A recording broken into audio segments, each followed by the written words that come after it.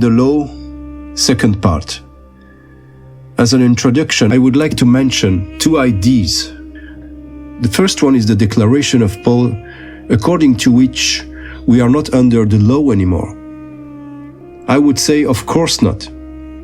Because if we are in Him, who is above the law, that means Yahushuah, then we are all above the law with Him together. However, the law serves as a pillar under our feet, as one of the pillars of support of the temple that we are, and not to trample on it, as most Christians still do. Furthermore, in Acts 21 verses 18 to 26, it appears very clearly that at the advice of his fellow apostles, Paul submitted to bear witness before all the world that he also lived and obeyed the laws of Moses. Indeed, when Jacob and the elders asked him to shave his head with the other 4 men as a sign of their respect for the commandments, Paul did not resist them and did this in silence. So concerning the contradiction of the Apostle Paul, in the following article, I would like to discuss the writings of the Apostle Paul, Rav Shaul, regarding the law from a Jewish perspective. We are going to get an overview of the role of the law in the times of grace after the sacrifice of Yahushuah HaMashiach concerning Jews and non-Jews, and this mainly through the epistle to the Romans.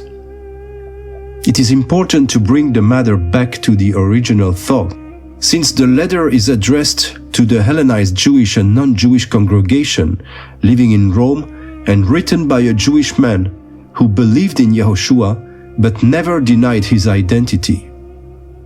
All that Paul wrote was inspired by Ruach HaKodesh, the Holy Spirit of Elohim. It is important to state that for Jews living in Rome at the time, the law differed from the law initially disclosed by Moses, and this for 2 reasons. On the one hand, the original commandments were not yet completely separated and purified from the added human Pharisaical law of Babylonia.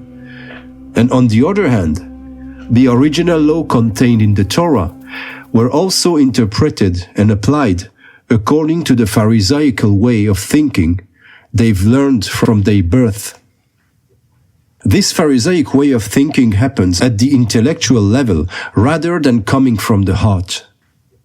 In the epistle to the Romans, Paul does absolutely not go against the commandments of Elohim, but he opposes the Pharisaic laws that the Jews added to the original law of Elohim, and in addition, he is working on the restoration of the commandments of Elohim, which the Roman spirit of Hellenism had already begun to twist and mix with paganism. Keeping these additional laws according to the letter led to self-righteousness, which Yahushua fought against. This self-righteousness attributes an effect of self-salvation to the observance of the law in itself. This way of thinking pushes to the background the personal relationship with Elohim, the one which stems from faith and love coming from within. Being a Pharisee, of course, does not imply being faithful to all the commandments, but rather placing the observance of them before the need to directly listening to the voice of Yahuwah. Someone is a Pharisee because he does not keep the law by faith to honor Elohim who he loves, but because he expects rewards from him in a kind of spiritual business relationship. Paul fought against these additional laws which do not come from faith, which are not kept because we do it with joy, not under compulsion, but because we love Elohim. When experiencing a restored relationship with Yahuwah, man feels more free than ever, for the law is there to protect his life and restore the order in his relationship with Elohim and with his neighbor. Paul struggles against the spirit of law-keeping through coercion, through fear of a rebuking God. Paul wants to restore the living law that flows from our inner faith and love for Elohim, Moreover, Paul was fighting so that the law would not be in the first place in people's mind. From the sacrifice on the cross, the order has changed and had been inverted. The law is no longer our pedagogue until the Messiah, but all the contrary. The Ruach HaKodesh, the Ruach of the Messiah, teaches us the law from the moment we are born again in Him. We first meet Yahushuah, then He reveals who He is, by showing how He fulfills the commandments and the prophecies that are the word of Elohim, those that became flesh in Him. Thus, here, history shifts, and it's no longer the law that teaches us the Messiah, but it is the Messiah who teaches us the law after having obtained grace and gone through the baptism of water and fire. Paul also struggles with older brothers who try to teach decrees that are not yet concerning spiritual newborn disciples. He who has just come out of the water and been born again does not need Moses yet. The 7 laws of Noah, the rudimentary and universal basic rules received after the flood for all humankind, are more than enough for them and for the moment. Moses is a heavier food, but the children still need milk. With this, Paul did not nullify or destroy Moses, neither the commandments received through him. But Paul is putting everything at its right place. Although it is not expressed, it is still clear that he considers that the commandments of Moses are naturally still valid, but that everyone should deal with what is appropriate for their age. Paul was working in order to restore these distortions, because the apostolic work is above all a work of reformation. This is how the essence of Yahushuah HaMashiach can be understood. What does it mean that He fulfills the law? When I place myself under the domination of the Messiah, and I am reborn in Yahushuah by immersion in water and then by the baptism of fire, then I no longer live, but He lives in me. At this moment, He does not exempt me from the law, but on the contrary, He applies it and puts it into force. From that moment on, I keep the law because it is no longer written on tablets of stones, but it is engraved on the flesh of my heart through the baptism of fire and the dwelling in me of the Ruach HaKodesh. As we can read in Ezekiel chapter 11, I will give them an undivided heart and put a new spirit in them. I will remove from them their heart of stone and give them a heart of flesh. Then they will follow my decrees and be careful to keep my laws. They will be my people and I will be their Elohim. It is exactly this prophecy that was fulfilled on Shavuot at Pentecost, when the 2 tables of stone transformed into 2 tongues of fire, which came to be engraved in the hearts of the disciples, following which they began to speak in tongues. And don't forget that Jewry, until today, is celebrating the gift of the 10 Commandments on the day of Shavuot, of Pentecost. But now, let's look at the verses about the laws in Romans chapter 3, verses 1 and 2. What advantage, then, is there in being a Jew? Or what value is there in circumcision? Much in every way.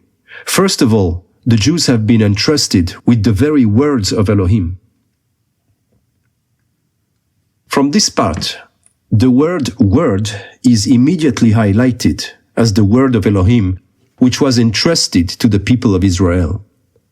When we talk about the 10 Commandments, these are the 10 fundamental laws, which have 613 or rather 700 further extensions, and which can all be summed up in the 2 great commandments of love, the love of Elohim and the love of our neighbor.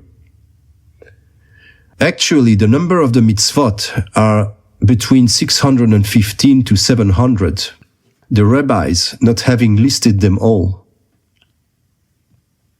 The word is one of the synonyms for the law, but as a whole, it covers the entire Old Testament, including all the prophecies, but a very important and significant part of which are the commandments. This is also how John begins the story of the coming of Yahushuah HaMashiach, as we read in John 1, chapter 1, between verses 1 and 14. In the beginning was the Word, and the Word was with Elohim, and the Word was Elohim. The Word became flesh, and made his dwelling among us. We have seen his glory, the glory of the one and only Son, who came from the Father, full of grace and truth. John immediately begins his by describing the very essence of Yahushuah. He himself was the Word. In other words, he was the law. What else could the Word have meant but the word of Elohim, which he gave to his people on Mount Sinai? What was this declared word if not the law and the prophets?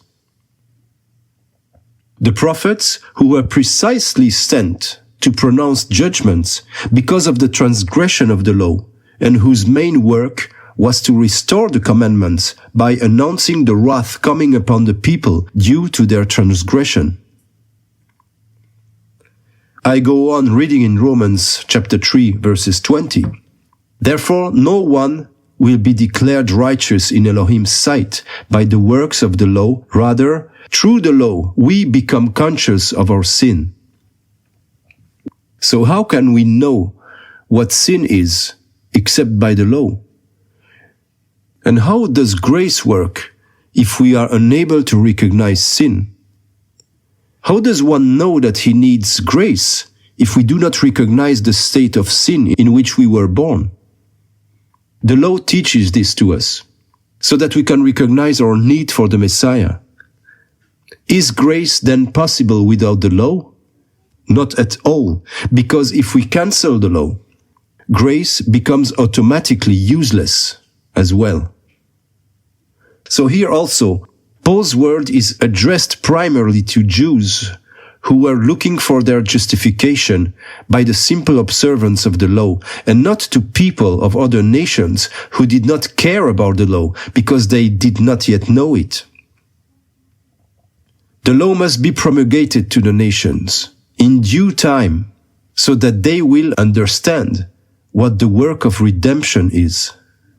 The Jews on their side must be freed from the additional laws and from the original laws which have been distorted by assimilation. I go on reading in Romans chapter 4, verses 13 to 18. It was not through the law that Abraham and his offspring received the promise that he would be heir of the word, but through the righteousness that comes by faith. For if those who depend on the law are heirs, faith means nothing, and the promise is worthless, because the law brings wrath. And where there is no law, there is no transgression.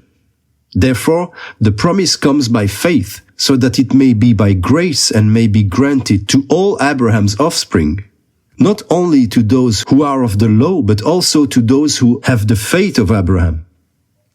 He is the father of us all, and it is written, I have made you a father of many nations.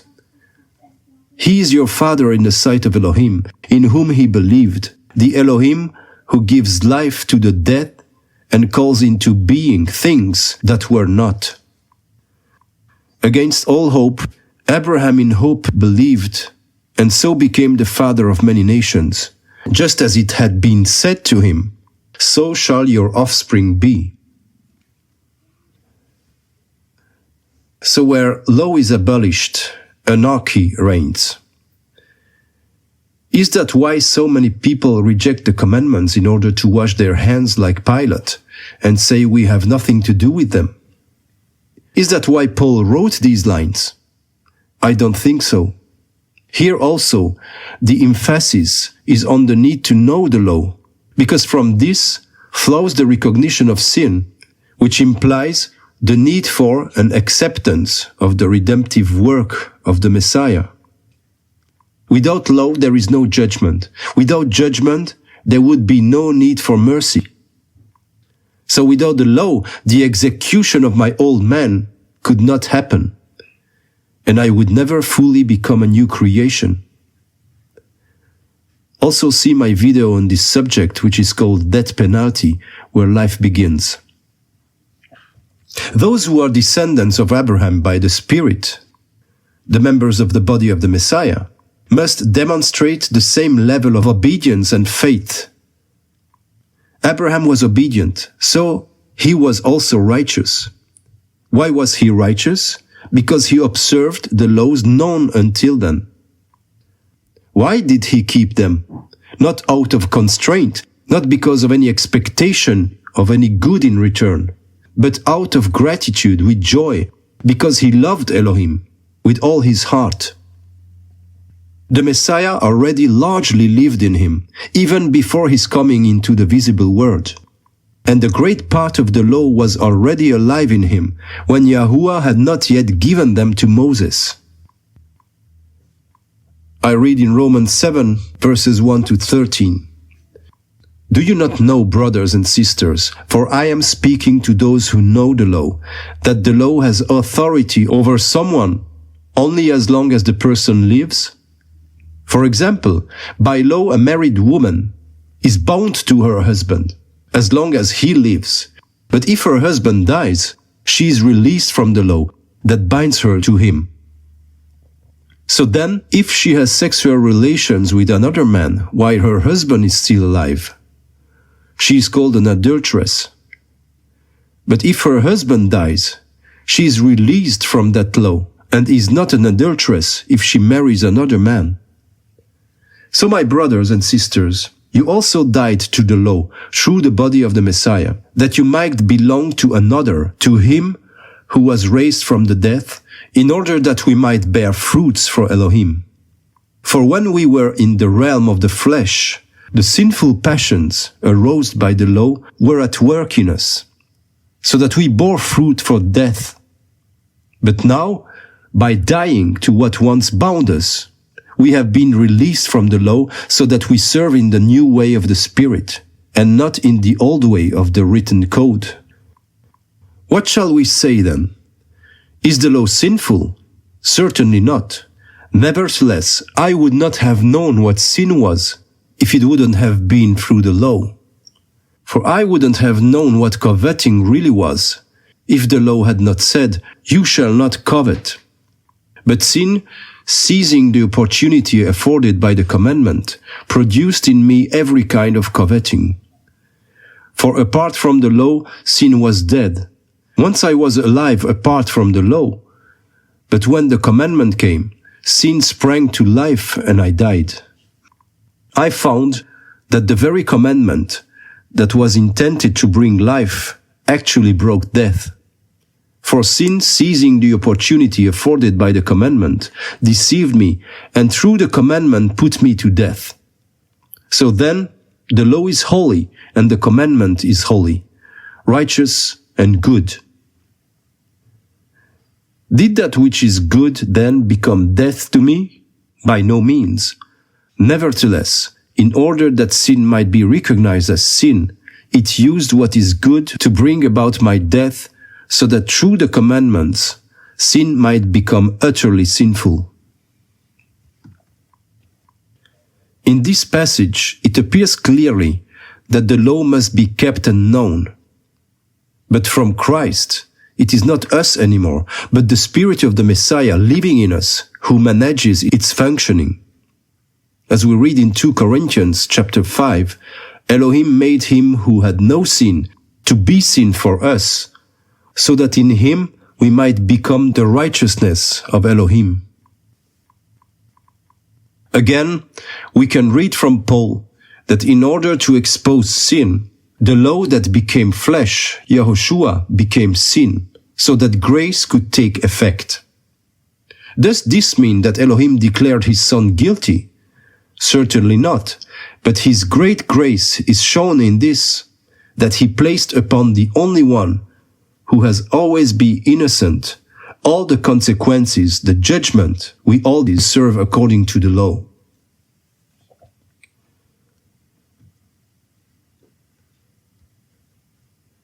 Law, sin, judgment, mercy are all inseparable concepts since the fall of Adam and Eve. Let's move on to Romans 7, verses 15 to 21. We know that the law is spiritual, but I am unspiritual, sold as slave to sin. I do not understand what I do, for what I want to do I do not do, but what I hate I do. And if I do what I do not want to do, I agree that the law is good. As it is no longer I myself who do it, but it is sin living in me. For I know that good itself does not dwell in me, that is, in my sinful nature. For I have the desire to do what is good, but I cannot carry it out. For I do not do the good I want to do, but the evil I do not want to do. This I keep on doing. Now if I do what I do not want to do, it is no longer I who do it, but it is sin living in me that does it. So I find this law at work. Although I want to do good, evil is right there with me. Paul opposes here two kinds of law, the law of Elohim and the anti-law, the laws of the Antichrist, which comes from our carnal desires.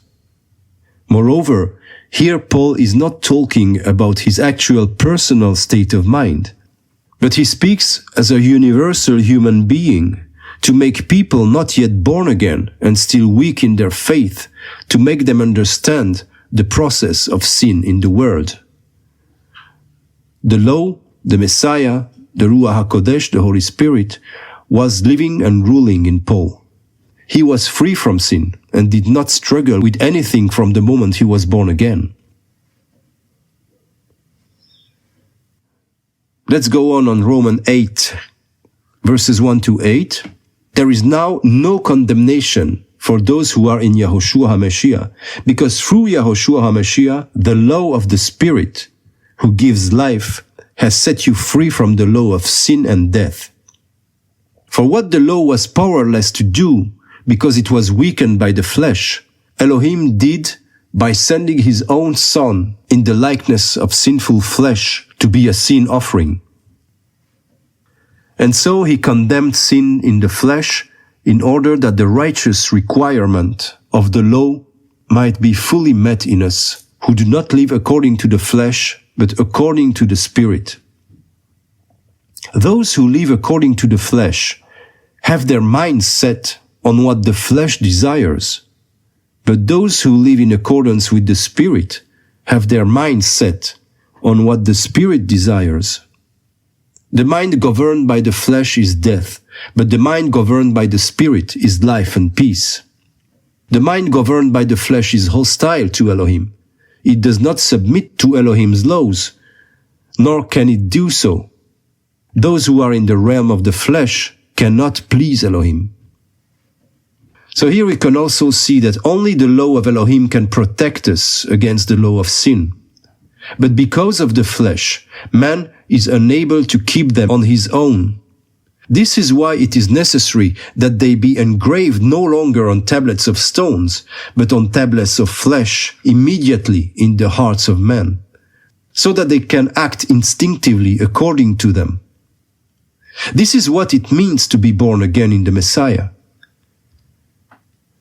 Even if I commit a sin, I recognize it immediately without anyone telling me or looking for the exact article in the scriptures, because the Holy Spirit who lives in me immediately points it out to me. He holds me back and judges me so that I realize that I have still something to settle. This is how sanctification works. Without an inner connection to the Messiah and without being born again, the law itself leads to self-righteousness and remains vain. However, when I find myself under the reign of the Messiah, the law comes to life within me, and I begin to apply it instinctively and without any difficulty or feeling of constraint. My old man is no longer there to try to stop me, to make me love sin rather than holiness. This is what the following verses are about. I read from Romans 5 verse 20 to Romans 6 verse 4. The law was brought in so that the trespass might increase. But where sin increased, grace increased all the more, so that just as sin reigned in death, so also grace might reign through righteousness to bring eternal life through Yahushuah HaMashiach our Lord. What shall we say then? Shall we go on sinning so that grace may increase? By no means. We are those who have died to sin. How can we live in it any longer? Or don't you know that all of us who were baptized into Yahushuah HaMashiach were baptized in his death? We were therefore buried with him through baptism into death, in order that, just as the Messiah was raised from the death, through the glory of the Father, we too may live a new life. It is difficult to understand with human thought what happened through the sacrifice of the Lamb. In the Jewish congregation of the time, Paul often used the following formulas. What shall we say then? Then he continues, far from it or by no means. From the moment of the Messiah's ascension to the throne, orders come into effect that can easily be misinterpreted even by Jews. Do we then nullify the law by this faith? Not at all, rather we uphold the law, etc. This often repeated turn also leads to the conclusion that there is certainly a change, but that there is still no essential change, but rather that something old and imperfect has become perfect and fulfilled. The law does not save, but the law that becomes flesh does indeed save. It is difficult even for an initiated person to understand the highest thoughts and works of Elohim, and the enemy takes maximum advantage of this human weakness. What is the law for? Look, even Paul speaks against it. Again, Satan takes biblical verses out of context in order to distort the truth based on partial truths. On the other hand, he cancels in a very sneaky way the order of the law concerning the purity and the sacrifices of the temple, explaining that even the Jews of today no longer respect them, since there is no more temple. So what do you want from Christians with those laws? But let's take a look to these laws and see how they are effective today in the body of the Messiah. I will read in 2 Thessalonians chapter 2 verse 3. Do not let anyone deceive you in any way, for that the day will not come until the rebellion occurs, and that the man of lawlessness is revealed, the man doomed to destruction. Each law, in addition to its physical content, also has a spiritual meaning. The laws concerning sacrifices are just as valid as the others. However, the Lamb of Elohim, after having shed his blood once and for all, our sacrifices are carried out to another level, and the animals are replaced by other goods which belong to us. Such is the dedication of our own lives, our families, our wives, our work, our own person, and everything that is ours. It is no longer the goats, the lambs, or other animals that we sacrifice, because this type of physical sacrifice has been made once and for all by Yahushuah. But according to the pattern of this unique sacrifice, what kind of sacrifices are we able to make in spirit, so that our visible lives should be in harmony with the Messiah who dwells in us? Today's Jews no longer sacrifice animals either. Why? Because the temple in Jerusalem is destroyed. There is no sacrifice until the third temple is rebuilt. But I remind you that this third temple has already been rebuilt for a long time.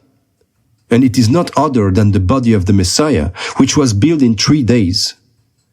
This temple is no longer made of stone, nor of any visible physical matter, but out of spirit. Therefore, the sacrifice must also take place at the level of the Spirit. These long written laws provide the answer to how everything should work. There is only one high priest, Yahushuah, not according to the order of Aaron, but according to that of Melchizedek. And all of us who are born again in him are the Levites. So all the laws concerning the Kohens and the Levites are valid concerning Yahushuah and us, his disciples. And for example, the type of law which concerns of not touching the death doesn't mean that I cannot even bury my parents if they die, because I can touch the death. But it does mean that I have to stand away from these spirits and from the people who carry them. Let us not be in communion with them, lest they contaminate us. But let's be close to them, so that we can preach to them the one and only that can bring them life. Let us also stay away from dead actions that do not move us forward. Another question is which law apply only to the Jewish people and which apply to all people. But here I would like to deal only with the validity of the laws as a whole and in the context of the time of mercy. The rest could be possibly the subject of another lesson. But let's see only one of these in Romans chapter 2 verses 25 to 29. Circumcision has value if you observe the law, but if you break the law, you have become as though you had not been circumcised. So then, if those who are not circumcised keep the law's requirements, will they not be regarded as though they were circumcised? The one who is not circumcised physically and yet obeys the law will condemn you who, even though you have the written code and circumcision, are a lawbreaker. A person is not a Jew who is one only outwardly, nor in circumcision merely outward and physical. No, a person is a Jew who is one inwardly, and circumcision is circumcision of the heart by the Spirit, not by the written code. Such a person's praise is not from other people, but from Elohim. A recurring theme: who is to be considered as Jewish? Is there a spiritual Israel? And why to keep our Jewish identity if we believe and are already in the Messiah? There's no difference between Greek and Jew, etc. In short, let us not confuse the standard used in judging everyone, regardless of their origins and gender, with the earthly task and calling that Elohim has given to different peoples and different genders, and which naturally are very different from one another. In short, let us not confuse the standard used in the judgment of each person, regardless of their origins, with the earthly task and call that Elohim gave to the different peoples, and which do indeed differ from each other. But a pagan, who has become a member of the people of Elohim, who is reborn in the Messiah, can indeed be a great judgment for the Jew who has strayed from Elohim by the testimony of his life as to how the relationship with Yahuwah must be lived. Such a born-again non-Jew will thus be considered more circumcised than a rebellious Jew who is only circumcised under his underpants. This purely physical form of circumcision is vain in itself. But this does not imply that anyone non-Jewish suddenly becomes a real and genuine Jew. No one should deprive the Israelites of the promises, the roles, the tasks, and the identity that Elohim has given us for a long time so that we could accomplish it in the visible world. Because some tasks fall to us and no one else is capable of fulfilling them. Because when we read in Galatians 3 verse 28, there is neither Jew nor Gentile, be very careful not to stop here, because the verse continues. There is neither slave nor free, and nor there is male and female. For you are all one in Yahushuah HaMashiach. In this blind, liberal, leftist world in which we live today, where people who dare assert that there is even a noticeable difference between a man and a woman will soon be thrown into prison. It is more and more difficult for Christians who are increasingly linked to the world to make them understand that there is indeed a difference not only between men and women, but also between Jews and Greeks. Elohim loves us equally, and no difference in his love and judgment will be made once we are in the Messiah. However, our callings remain different and distinct from each other. Although we have to do it together, just like a married couple, precisely as a man and a woman should do together. Our callings are completing and reinforcing each other. And if anyone still misinterprets this sentence of Paul, I invite such a person, if he is a man, to get women's clothes, to get a wig, to put them on, to apply rouge to lips, then to go to the church next Sunday to attend worship dressed like that. Especially if it is the pastor or other minister. In this case, let him also try to imitate woman's voice and preach to his disciples in this way. Then, when he returns home, and after his brothers stared at him in dismay, let him write his impressions and experience in the comment section at the bottom of this page, because I'm very curious of what he has lived. And after that, let him especially go and think about when and how he will again take up and teach anything that comes from the pen of the Apostle Paul. I recommend this particularly to all those people who, out of hatred or even love for the Jews, identify themselves so much with us that they end up declaring themselves Jewish in mind, heart, or whatsoever. The Apostle Peter warns against the arbitrary use of his companion's hardly understandable words, as it can have serious consequences. It is better to leave such a humiliating experience of transvestite in the middle of the assembly than to have one day to render an account before Yahushuah for the nonsense that one could have said while referring to Paul. The Jewish people is not rejected. It continues to serve as an example to other peoples, even if it is not yet in the Messiah. Before a prophecy happens to anyone, it will first be fulfilled in the visible world on the Jewish people as a kind of prototype, as a main test, like a mannequin in a window. The Shoah was an example of this. This is what it means to be a chosen or a prophetic people, chosen and set apart by Elohim for eternity, for a different and a special task.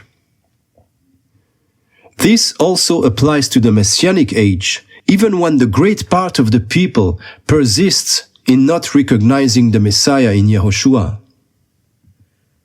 The law of circumcision also applies only to Jews, including those who are in the Messiah, since one must continue to wear the physical and visible sign of the Old Covenant, while having the circumcision of the heart as well, in addition, as a sign of the grace of the same covenant that had been revived by the Messiah. However, our circumcision in the Messiah can only be like that of Theophilus, so that we can serve our people. The sign of the perfect and final covenant is through water and fire. Our physical circumcision only serves to open the doors to the traditional members of our people, so that we can bring the gospel back to them.